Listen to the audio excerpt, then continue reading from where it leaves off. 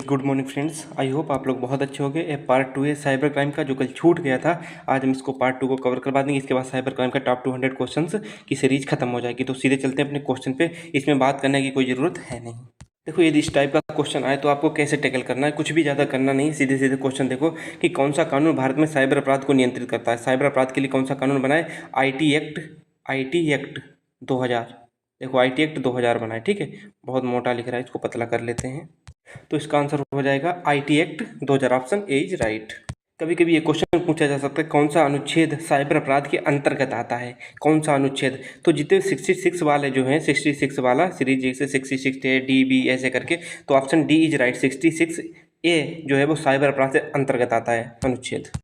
अब इसे देखो कि फिशिंग क्या है। क्वेश्चन नंबर 3, फिशिंग क्या है? फिशिंग एक ईमेल के माध्यम से धोखाधड़ी है, कुछ भी नहीं है। सिंपल पूछा जा सकता है कि फिशिंग क्या है? ईमेल के माध्यम से धोखाधड़ी। इसे देखो कि भारत में किस साल साइबर अपराध का कानून लाया गया था? सभी को पता है 2000 में लाया गया था।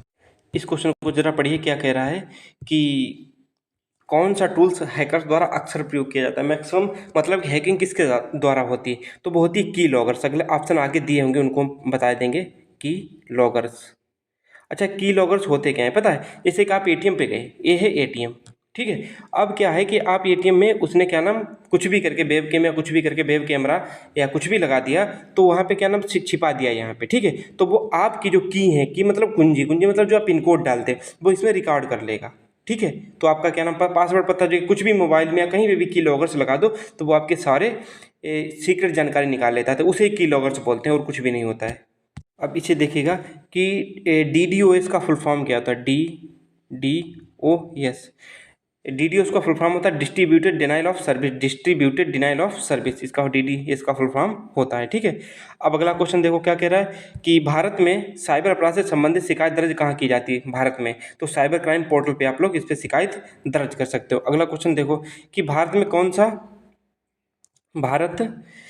कौन सा साइबर अपराध डेटा चुराने के लिए कंप्यूटर नेटवर्क पर हमला करता है? तो कौन सा करता है? हैकिंग। हैकिंग इसका आंसर हो जाएगा। थोड़ा आज कंप्रोमाइज़ कर लीजिए, आपको क्वेश्चन से मतलब है, ठीक है। थोड़ा हमारा PDF वैसी नहीं बन पाई है, सब कुछ नया नया है, कुछ अपना हम इतना ज़्यादा हम सोचते हैं क्वेश्चन पे ज़्यादा ध्यान दे रहे हैं, ना कि आपके कि कैसा हम क्वालिटी दे पा रहे हैं। क्वालिटी बेहतर है, समझने में कोई दिक्कत नहीं हो रही किसी को। इस क्वेश्चन को देखो कि कौन सी संस्था भारत में डिजिटल हस्ताक्षर का प्रमाणीकरण करती है? डिजिटल हस्ताक्षर जो क्या नाम डिजिटली सिग्नेचर होते हैं, उनको कौन सी संस्था क्या नाम प्रमाणित करती है, ऑथराइज करती है? कौन सी? CA, जिसे बोलते हैं certifying authority. Certifying authority, option D is right. देखो जल्दी जल्दी खत्म कर रहे हैं, इसलिए इसमें ज़्यादा कुछ है नहीं है। तो क्या कह रहा है कि कौन सा अपराध, अगला क्वेश्चन क्या है कि कौन सा अपराध किसी अन्य व्यक्ति की पहचान की चोरी करने के लिए, किसी अन्य व्यक्ति की पहचान की चोरी करने के लिए चोरी करके किया जाता है? कौन सा अपराध? तो कौन सा हो जाएगा? आइडेंटिटी थेफ्ट, जो मैंने कल भी बताया था कि पहचान चोरी। इसमें देखो कि किस भारतीय कानून में सूचना की सुरक्षा और गोपनीयता को संरक्षित करने के लिए प्रावधान है? कौन सा? सूचना प्रौद्योगिकी अधिनियम, IT एक्ट 2000 में। अब इसे देखिएगा कि कौन सा टूल साइबर क्राइम की रोकथाम के लिए सबसे उपयोगी है? कौन सा टूल सबसे उपयोगी है? ये फायरवॉल। फायरवॉल आप लोग जानते हो, कुछ इसमें ज़्यादा खास है नहीं, तो इसको याद कर लो। कौन सा टूल जो है वो सबसे ज़्यादा साइबर अपराध को रोकने के लिए उपयोगी होता है? कौन सा? फायरवॉल।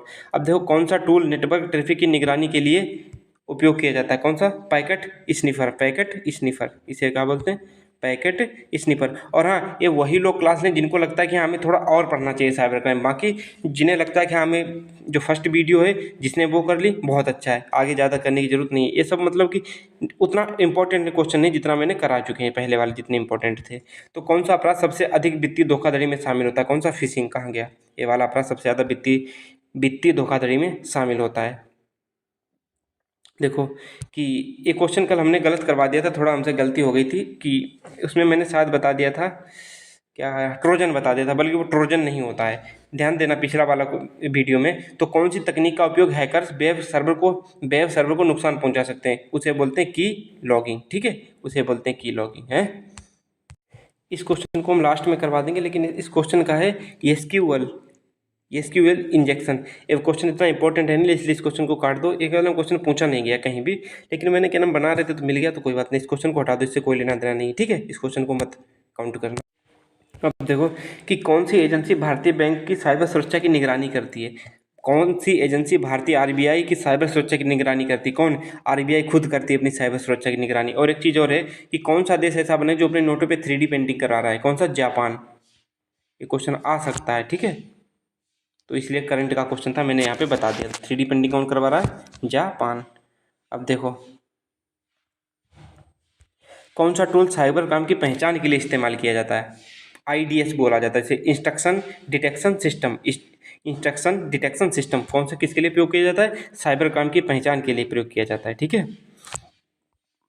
और देखो, कौन सा साइबर अपराध फोन कॉल के माध्यम से संवेदनशील जानकारी चुराने के लिए उपयोग किया जाता है? उसे क्या बोलते हैं? बिशिंग बोलते हैं। क्या बोलते हैं उसे? बिशिंग। ये वर्ड है, इनको रटना ही पड़ेगा। बिशिंग, फिशिंग, ये सब देखना पड़ता है, ठीक है। अब देखो कि अगला क्वेश्चन, कौन सा साइबर अपराध कंप्यूटर के डेटा को बिना अनुमति के परिवर्तित कर सकता है? कौन सा अपराध कंप्यूटर के डेटा की बिना अनुमति, जैसे कि आपके फ़ोन से हम कुछ भी निकालेंगे तो बिना अनुमति के निकाल लेंगे, तो उस सिस्टम को क्या कहते हैं? हैकिंग। हैकिंग ही तो चीज़ होती है जिसमें आपकी बिना परमिशन के सब कुछ कर लेते हैं, तो इसे बोलते हैं हैकिंग। अगला क्वेश्चन देखो कि कौन सा साइबर अपराध नकली वेबसाइट बनाकर उपयोगकर्ता को धोखा देने के लिए किया जाता है? नकली वेबसाइट बना के। ये फिशिंग इसलिए मैंने अलग अलग तरीके से लिख दिया क्योंकि फिशिंग कई तरीके से पूछा जा सकता है, तो इसमें क्या होगा? Answer fishing. अब देखो कि कौन सा कानून भारत में साइबर आतंकवाद को संबोधित करना? सबको पता है कि देखो, साइबर से संबंधित कुछ भी होगा तो आईटी एक्ट 2000 लगाना आंसर, ठीक है। अब देखो कि कौन सा साइबर अपराध उपयोगकर्ता डेटा को इनक्रिप्ट करके फिरौती मांगता है? रैनसमवेयर जो आपको क्या नाम फिरौती मांगेगा, आपको क्या नाम कुछ भी डाटा जैसे चोरी कर लिया, ठीक है, आपके मोबाइल से या लैपटॉप से, तो कहेगा हमें 1 लाख रुपए दो, हम आपका डाटा वापस कर देंगे। तो वही चीज़ होती है, रैनसमवेयर सॉफ्टवेयर होता है।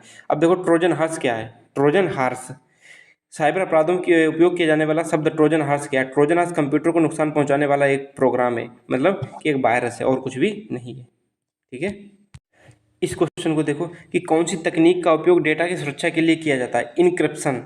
इनक्रिप्शन आप कभी व्हाट्सएप में देखें एंड टू एंड इनक्रिप्शन लिखा होता है, जैसे एंड टू, व्हाट्सएप में देखते हो कि एंड टू एंड क्या नाम इंस्क्रिप्शन कॉल ऐसे लिख के आता है। इसका मतलब ये होता है कि सिर्फ हम दोनों के बीच में बात रहेगी, तीसरे के बीच में नहीं रहेगी। एंड टू एंड मतलब एक अंत से दूसरे अंत तक ना कोई बीच में इसको कर सकता है। अगला क्वेश्चन क्या कह रहा है कि भारत में साइबर क्राइम की शिकायत कहाँ दर्ज कराई जा सकती है? एक तो 1930 नंबर हेल्पलाइन नंबर है, या आप किसी भी क्या नाम 100 नंबर कोई भी नंबर यूज कर सकते हो, लेकिन साइबर क्राइम सेल यहाँ पे भी, स्थानीय पुलिस स्टेशन यहाँ भी, और ऑनलाइन पोर्टल यहाँ भी देने को उपरोक्त सब, इसका आंसर डी हो जाएगा। इस क्वेश्चन को देखो कि साइबर अपराध में उपयोग किए जाने वाली बॉर्म्स क्या होते हैं? कंप्यूटर को नुकसान पहुंचाने वाला एक प्रकार का प्रोग्राम होता है, ठीक है, इसे बोलते हैं बॉर्म्स। हिंदी में भी कल बताया था मैंने, बॉम्ब्स। अगला क्वेश्चन क्या कह रहा है कि कौन सा साइबर अपराध सोशल मीडिया पर नकली प्रोफाइल बनाकर किया जाता है? आइडेंटिटी थेफ्ट तो हम पहले बता चुके हैं। देखो नकली प्रोफाइल बना के मतलब पहचान चोरी आपकी, ठीक है। अब इस क्वेश्चन को देखो, कौन सी तकनीक का उपयोग कर हैकर्स डेटा चुराते हैं? कौन सी तकनीक का? उस तकनीक को बोलते हैं पैकेट स्निफिंग। उस तकनीक को बोलते हैं पैकेट स्निफिंग। फिशिंग वाला क्वेश्चन हो ही चुका था। और ये देखो भारत में किस साल सूचना प्रौद्योगिकी अधिनियम संशोधित हुआ था? कब हुआ था? ये तो आप लोगों को पता ही होगा, इसमें ऑप्शन की भी जरूरत नहीं होनी चाहिए। कब? 2008 में, ठीक है। ये देखो की लॉगर्स वाला क्वेश्चन ऐसे ही पूछा जा सकता है, कौन सा टूल उपयोगकर्ताओं के कीबोर्ड इनपुट को रिकॉर्ड करता है? जैसे कीबोर्ड पे आपने ऐसा है, ठीक है, आपने इनपुट कर दे कि हमारा, जैसे कि हमारा क्या नाम जो एटीएम का कोड है वो जैसे कि 2000 है, ठीक है, 2000 है, तो आपने जैसे ही क्या नाम कीबोर्ड पे टाइप किया, वैसे आपको का वेबकैम लगा होगा या कुछ भी होगा तो रिकॉर्ड कर लेगा और आपको जानकारी सारी दे देगा हैकर को। और देखो अब देखो क्या क्वेश्चन है, साइबर अपराध में उपयोग किए जाने वाला स्पाईवेयर क्या है? स्पाईवेयर कुछ नहीं है, उपयोगकर्ताओं की गतिविधियों की निगरानी करने वाला सॉफ्टवेयर है। ये सॉफ्टवेयर है कि जो उपयोग कर रहा है उनकी क्या नाम क्या एक्टिविटीज़ हैं उनको क्या नाम निगरानी करता है सॉफ्टवेयर। इस क्वेश्चन को देखो, कौन सा साइबर अपराध मोबाइल फ़ोन पर धोखाधड़ी संदेश भेजने से संबंधित है? धोखाधड़ी संदेश भेजने से संबंधित कौन सा अपराध? इस मिसिंग है, इसे क्या बोलते हैं? इस मिसिंग। कौन सा साइबर अपराध उपयोगकर्ताओं को फर्जी ईमेल भेजकर संबंधित जानकारी चुराता है? तो उसका तो आंसर फिशिंग होता है। फिशिंग बहुत तरह तरह से पूछा जा सकता है, इसलिए मैंने उसको अलग अलग तरीके से लिख दिया है। अब देखो इसमें क्या है कि भारत ने सूचना प्रौद्योगिकी अधिनियम 2000 के तहत कौन सा अपराध अपराध संज्ञेय और गैर जमानती है? कौन सा? साइबर टेररिस्ट मतलब साइबर आतंकवाद। साइबर आतंकवाद। अब देखो, कौन सा उपकरण साइबर अपराधों का पता लगाने के लिए किया जाता है? IDS जिसे बोलते हैं कि इंस्ट्रक्शन डिटेक्शन सिस्टम। इस क्वेश्चन को देखो, कौन सा उपकरण वायरस और मैलवेयर का पता लगाने और उन्हें हटाने के लिए उपयोग किया जाता है? जैसे कोई वायरस है तो उसके लिए हम क्या लाएंगे? एंटीवायरस लाएंगे। कोई भी वायरस है तो उसके लिए क्या लाएंगे? एंटीवायरस। बस वही चीज़ यहाँ पे बताई गई। तो कुछ क्वेश्चन रह गए थे जो उतने इंपॉर्टेंट नहीं जितने इंपॉर्टेंट होने चाहिए थे, ठीक है। मुझे लगा हो सका कि आप लोग जाते जाते इनको भी क्वेश्चन को याद कर लो तो कोई प्रॉब्लम नहीं होनी चाहिए। अभी हम क्या नाम ऐसा मॉक टेस्ट बताएंगे कि 10 मॉक टेस्ट, यदि वो 10 मॉक टेस्ट आपने दे लिए, मैं ऐसे 10 मॉक टेस्ट बताऊंगा और उसमें आपके एवरेज मार्क्स 215 आ गए या 210, तो ये समझना कि आप सिलेक्शन के 100% हकदार हो, वर्दी आपके पास आ रही है, ये समझ लेना। बस उतने आप मॉक दे लेना, क्योंकि बहुत अच्छे मॉक एकदम सिलेबस के अकॉर्डिंग, बस मैं उस मॉक को दे लूँ फिर आपको रिव्यू करा लूँ, ठीक है। मॉक देने के बाद मैं तुरंत आपको वो चीज़ बता देंगे, ठीक है। बाय बाय, टेक केयर, मिलते हैं नेक्स्ट वीडियो में। और अच्छे से तैयारी करते रहिए, एग्जाम डेट को मत सोच के चलिए। मेरी एक ही बात है, आपको मोटिवेशन एग्जाम डेट से नहीं मिलना चाहिए, आपको ये पता होना चाहिए कि हमारा फरवरी फेब और मार्च में हमें ज्वाइनिंग लेटर मिल जाएगा। तो हम क्यों इस चीज़ के बारे में ज़्यादा सोचें, जब हमें पता है कि बाबा मुख्यमंत्री हमारे योगी जी हैं, वो फरवरी या मार्च में ज़रूर ज्वाइनिंग लेटर बांटेंगे, तो फिर क्यों टेंशन ले रहे हो। तो हमेशा अपने माइंड में एक चीज़ रखो कि हमें कुछ भी नहीं मतलब, बस हमें जो कुछ होगा सो अभी होगा पढ़ाई में। और जो एक चीज़ है, एग्जाम डेट के बाद पढ़ाई नहीं होती, सिर्फ पढ़ाई अभी हो सकती है। बाय बाय, टेक केयर, मिलते हैं नेक्स्ट वीडियो में जल्दी, और आपका सिलेबस खत्म हो जाए और आपकी जो टारगेट सीरीज है वो मंडे से स्टार्ट होगी, ठीक है। उसकी टेंशन मत लो। और उस टारगेट सीरीज देखो, टारगेट सीरीज का मतलब ये है कि पढ़ना होता है, ना कि बिना पढ़े कोई भी नंबर नहीं ला सकता है। वो तो हमको भी पता, आपको भी पता। हो सकता है कोई कहे कि टारगेट सीरीज से नहीं फ़ायदा हुआ, जिनको हुआ है वो तो पढ़ ही रहे हैं ना। तुम्हें ना हुआ तो तुम मत फॉलो करो, बस सिंपल सा फंडा है, ठीक है। तो बाय बाय, टेक केयर, मिलते हैं नेक्स्ट वीडियो में।